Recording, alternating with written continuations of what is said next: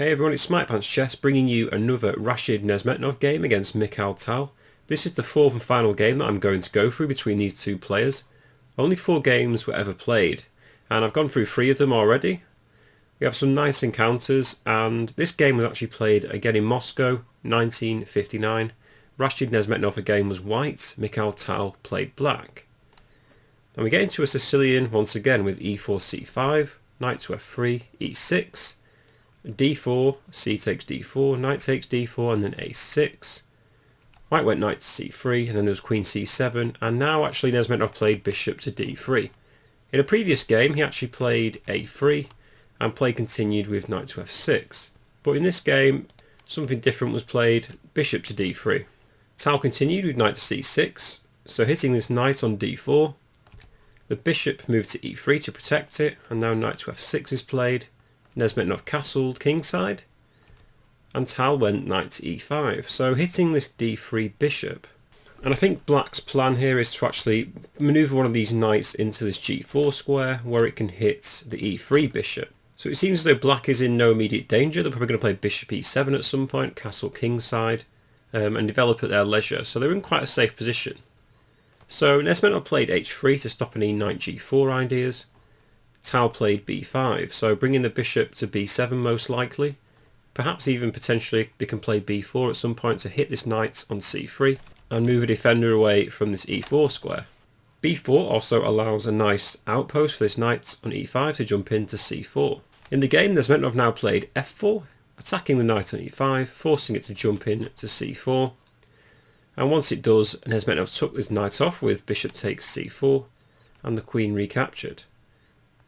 So again we're in quite an equal position for both sides. Again, each side doesn't really have any problems, especially black. I think black's done quite well out of this opening already. Nezhmetdinov played queen to d3 to support the pawn on e4, maybe even try and trade queens off. And Tal played d5, so striking straight away in the centre and supporting the queen on c4. Now it was possible for white to play e5 here, and I think this was a good move. After knight d7, white should play queen to d2. If bishop to b4 to pin the knight on c3, white can play queen to f2. And the point is now that white has an amazing attack coming up. After bishop takes c3, b takes c3, queen takes c3, white can play the move f5, striking at e6. The knight and pawn both attack it at the same time. And black's probably struggling to defend this position, to be honest. For instance, a sample variation could continue knight takes e5. After f takes e6, bishop takes e6, knight takes, pawn takes. White should now play rook a e1 and has an amazing attack on these 2 open files on the f and e file. If black tries to go to safety here by castling queenside, there's moves like bishop to d4, attacking the knight and the queen at the same time. White definitely has the advantage here. The king is just so exposed, and white should be able to eat these weak pawns up for breakfast. So e5 was definitely a move that white could play here, but Nezhmetdinov continued e takes d5 instead. And now Tal took the queen, queen takes d3, Nezhmetdinov recaptured, and Tal slips in the move b4, attacking the knight on c3 and removing the d5 pawn's defender. The knight jumps into e4, and Tal took on d5, attacking the bishop on e3. Here Nezhmetdinov put the bishop back to d2, and there's actually an interesting anecdote here. Apparently Nezhmetdinov offered Tal a draw after the 16th move. Tal made a movement with his lips, and Nezhmetdinov, whose hearing was not that good, assumed that Tal had accepted his offer. He then started to move the pieces on the board to show why he had offered a draw. The one problem was that Tal had not agreed to a draw. The pieces were hurriedly returned to their correct position and the game continued. So that's actually quite funny, because imagine your opponent revealing their ideas mid-game. But I'm sure that would be quite a bizarre situation for both players to be in. I'm not sure it would have put them off. But anyway, actually I think black may be slightly better in this position anyway. So I think Nezhmetdinov may have been happy with the draw. But play continued anyway. Tal played the move a5 to support their b4 pawn. And Nezhmetdinov played rook a c1. And Tal played bishop to a6 and attacks this d3 pawn. So again, I think black has a nice advantage here. And maybe even white is forced to give up this pawn, but they have ideas of an attack coming, because Nezhmetdinov played rook fe1, and we've seen this multiple times from Nezhmetdinov. He likes these open files, and to play moves like f5 and even sack maybe at some point to gain an attack. So I'm sure Tal was very aware of this, and he played the move g6. So Tal played g6 to try and stop any attacks from Nezhmetdinov, but now he played the incredible move f5. And this is a very nice move because let's say e takes f5 here, then white can play knight to f6 with check. If king d8, rook e8 is checkmate. So obviously white can't take with the e pawn, and if he takes with the g pawn, g takes f5, there comes knight takes f5.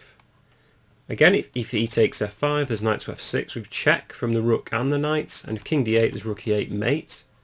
So after knight takes f5, bishop takes d3 is the best move for black, knight to d6, bishop takes d6, knight takes d6 and king to e7.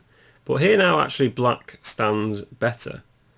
So if we just go back, f5 was a decent move, but as I just illustrated, g takes f5 actually does well for black if they continue with this variation, knight takes and then bishop takes d3.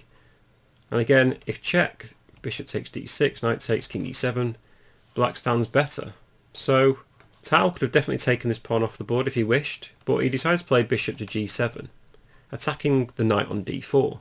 Nezhmetdinov continued with the move f6, sacrificing a pawn, attacking the bishop on g7, knight takes f6 was played, and instead of capturing the knight on f6, Nezhmetdinov decided to play knight to d6 with check. So king e7 is obviously the best move, attacking the knight on d6, and Nezhmetdinov played a very nice sacrifice, knight takes f7. So the point is, after king takes f7, Nezhmetdinov continued with rook to c7 and check. So he's given up the knights for the f7 pawn, and Nezhmetdinov is also going to win this e6 pawn because it's attacked by the knights and the rook at the same time.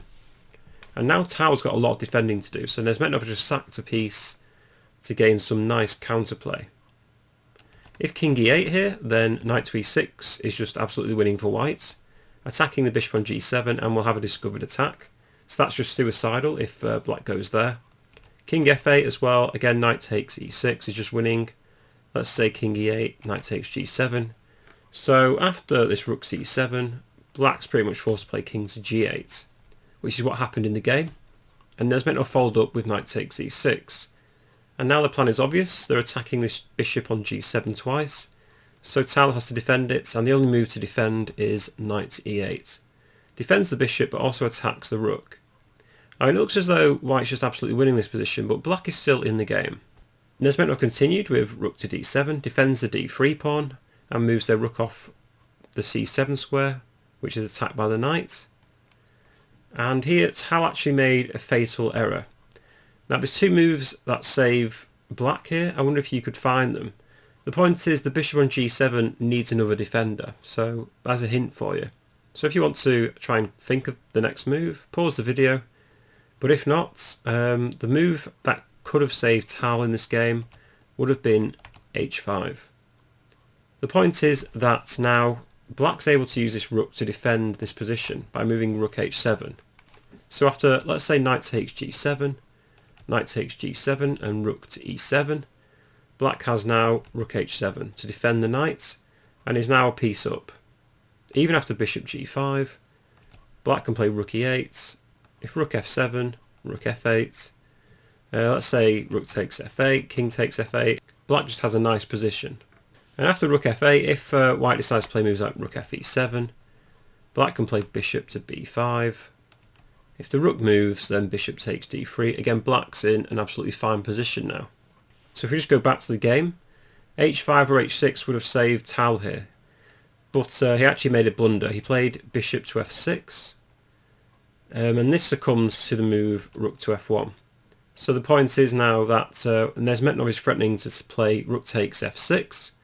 And if the knight recaptures, there's rook g7, checkmate. Because this knight on e6 does a great job of protecting the rook and also covering this square. So the king will be trapped. So for instance, if let's say bishop to b5, there's rook takes f6, knight takes f6, rook g7 is checkmate. Other moves such as bishop g7 also fail due to moves like rook to f7. And rook takes bishop is coming with checkmate to follow very soon. Even if something like rook c8, rook takes f6 is just winning. Again, if knight takes f6 is rook to g7, checkmate. So in the game, Tal played knight to g7, attacks the knight on e6 and gives back a piece. So after rook takes f6, the material's equal, white's actually a pawn up, but white has a superior position. After knight takes e6, Nezhmetdinov took back, bishop b5 was played, rook c7, and now h5. But this feels like it's too little too late for black. Rook takes g6, check. The king's forced to move to f8, and Nezhmetdinov is an absolute monster when he's got the initiative. He played bishop h6 with check. The king's forced to e8, there's rook e6 is check. King to d8 attacking the rook, and now rook c5 attacking the bishop. King d7, so Tal actually escapes, but after rook to b6 attacking the bishop twice, this bishop takes d3, and now we see that Nezhmetdinov still has everything under control because he plays bishop to f4, preparing move rook c7 or rook to d6, where white will check and win the bishop on d3. Tal played rook to f8 attacking the bishop, but now just rook d6 with check, king e7 and rook c7 check, forcing the king backwards like a lawnmower. And now bishop to g5, threatening rook to e7, checkmate. So Tal plays with a check, rook f1, and the king goes to h2. And to be honest, this is pretty much game over for black now. If rook f7 here, then Nezhmetdinov could have played rook takes f7, king takes f7, and just rook takes d3, and to be frank, this is an easy win for white. They're a pawn and a bishop up, and that's an easy win endgame. In the game, Tal actually played bishop to b1. After rook h6, Tal actually resigned the game. The point is that rook h8 is coming, and white can follow in with moves like rook to e7. For instance, let's say bishop takes a2, then rook h8, bishop to g8, rook takes, rook f8, and now rook e7 with check. The king's forced to d8, and then rook takes f8 is checkmate. Even if black plays rook f8 straight away, then rook e6 is checkmate because this bishop covers this d8 square.